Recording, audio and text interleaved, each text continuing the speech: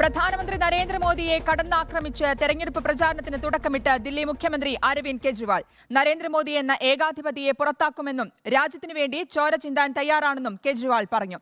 ലോകത്തിലെ ഏറ്റവും വലിയ കള്ളന്മാർ ബിജെപിയിലാണുള്ളത്. ഒരു രാജ്യം ഒരു നേതാവ് എന്ന അപകടകരമായ പദ്ധതി നടപ്പാക്കാനാണ് മോദിയുടെ ശ്രമം. വീണ്ടും അധികാരത്തിലെത്തിയാൽ പിണറായി വിജയൻ അടക്കമുള്ള എല്ലാ പ്രതിപക്ഷ മുഖ്യമന്ത്രിമാരെയും മോദി ജയിലിലാക്കും. അമിത്ഷായെ പ്രധാനമന്ത്രിയാക്കാനാണ് നരേന്ദ്രമോദി വോട്ട് പിടിക്കുന്നതെന്നും അരവിന്ദ് കെജ്രിവാൾ തുറന്നടിച്ചു. ये लोग इंडिया गठबंधन से पूछते हैं आपका प्रधानमंत्री कौन होगा. आप लोग सोच रहे होंगे केजरीवाल क्या बात कर रहा है, मोदी जी होंगे. नहीं, मोदी जी अगले साल 17 सितंबर को 75 साल के हो रहे हैं. बीजेपी के अंदर मोदी जी ने 2014 में मोदी जी ने खुद ने रूल बनाया था कि बीजेपी के अंदर जो भी 75 साल का होगा उसको रिटायर कर दिया जाएगा.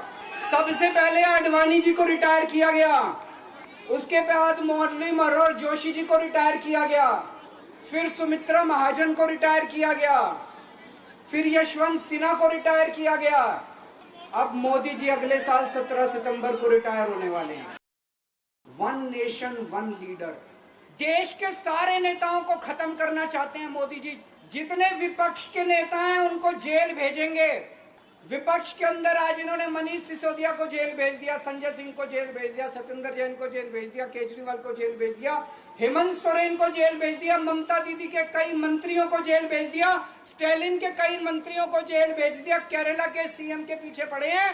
अगर ये चुनाव जीत गए, मेरे से लिखवा लो एफिडेविट के ऊपर. थोड़े दिन के बाद ममता दीदी जेल में होंगी, तेजस्वी यादव जेल में होगा, स्टालिन साहब जेल के अंदर होंगे, पिनराई विजयन जेल के अंदर होंगे, उद्धव ठाकरे जेल के अंदर होंगे, जितने विपक्ष के नेता ये सारे जेल के अंदर होंगे. രാവിലെ കൊണാട്ട് പ്ലേസിലെ ഹനുമാൻ ക്ഷേത്രത്തിൽ അരവിന്ദ് കെജ്രിവാൾ ദർശനം നടത്തിയിരുന്നു. വൈകിട്ട് തെക്കൻ ദില്ലിയിലെ മെഹ്റോളിയിലും കിഴക്കൻ ദില്ലിയിലെ കൃഷ്ണനഗറിലും കെജ്രിവാൾ റോഡ് ഷോ നടത്തും.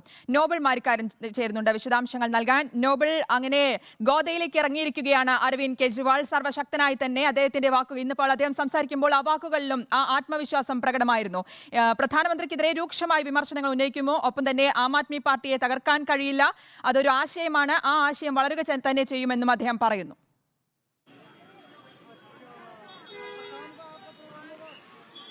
ശ്രുതി, അരവിന്ദ് കെജ്രിവാൾ വളരെ ശക്തനായി തിരിച്ചു വരുന്ന ഒരു കാഴ്ചയാണ് ഇന്ന് ദില്ലിയിൽ കാണാൻ കഴിയുന്നത്. ഇടക്കാല ജാമ്യം കിട്ടി ഇന്നലെ പുറത്തെത്തി ഇന്നിപ്പോൾ ജനങ്ങളിലേക്കിടയിലേക്ക് ഇറങ്ങിയ അരവിന്ദ് കെജ്രിവാൾ രൂക്ഷമായ ഭാഷയിലാണ് പ്രധാനമന്ത്രിക്കും BJPക്കും കേന്ദ്ര സർക്കാരിനുമൊക്കെ എതിരെ ഇന്ന് വിമർശനം ഉന്നയിച്ചത്. അദ്ദേഹത്തിന്റെ പ്രസംഗത്തിൽ ഉടനീളം അദ്ദേഹം കടന്നാക്രമിക്കുകയായിരുന്നു പ്രധാനമന്ത്രിയെയും ഒപ്പം BJPയെയും എന്ന് വേണമെങ്കിൽ പറയാം. രാവിലെ ഹനുമാൻ ക്ഷേത്രത്തിന്റെ ദർശനത്തിന് പിന്നാലെയാണ് ഇന്ന് 1 മണിക്ക് വാർത്താ സമ്മേളനം എന്ന് പറഞ്ഞത്. പക്ഷെ വാർത്താ സമ്മേളനമായിരുന്നില്ല, മറിച്ച് അദ്ദേഹത്തിന്റെ പ്രസംഗമായിരുന്നു ഇന്ന് ഉണ്ടായിരുന്നത്. ആ പ്രസംഗത്തിൽ തീർച്ചയായും ഓരോ ഭാഗങ്ങളും, പ്രത്യേകിച്ച് പ്രതിപക്ഷ പാർട്ടി നേതാക്കൾക്ക് എതിരായ വേട്ടയാടൽ മുതൽ ഓരോ കാര്യങ്ങളും പറഞ്ഞ് എണ്ണി പറഞ്ഞാണ് അദ്ദേഹം ഇന്നിപ്പോൾ പ്രസംഗം മുന്നോട്ട് കൊണ്ടുപോയത് എന്നാണ് ഏറ്റവും പ്രധാനപ്പെട്ട കാര്യം. ഒരു രാജ്യം ഒരു നേതാവ് എന്ന രീതിയിലേക്ക് മാറ്റാനാണ് പ്രധാനമന്ത്രി ശ്രമം നടത്തുന്നത് എന്ന് മോദി പറഞ്ഞു. പ്രതിപക്ഷ പാർട്ടി നേതാക്കളെ അടക്കം ജയിലിൽ ഇടുകയാണ്. ഇതിനോടൊപ്പം തന്നെ ജയിലിലിട്ടു. അതോടൊപ്പം തന്നെ തനിക്കൊപ്പം ഉണ്ടായിരുന്ന മന്ത്രിമാരെ ജയിലിലിട്ടു.